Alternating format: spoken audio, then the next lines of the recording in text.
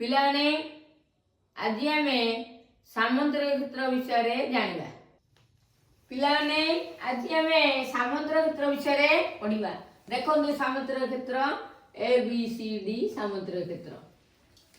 सामंतरिक क्षेत्र सम्मुखीन बाहुगुड़िक परस्पर सर्वसमान, सम्मुखीन कोण मान परस्पर सर्वसमान, कर्णद्वय परस्पर को समद्विखंड करती,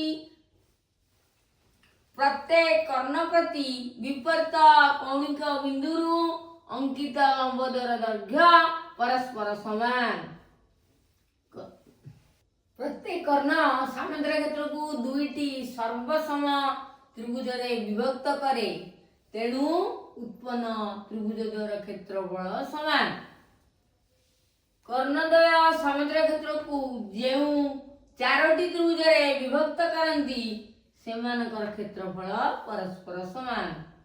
ये चारोटी त्रिभुज। पिलाने आज सामंतरिक क्षेत्र बेसी गुड़िक जानले, बेसी जानले परवर्ती क्लास रे गणित प्रश्न उत्तर करवा। बेसी गुड़ाक सब मन रखिले जाई गणित करिवे।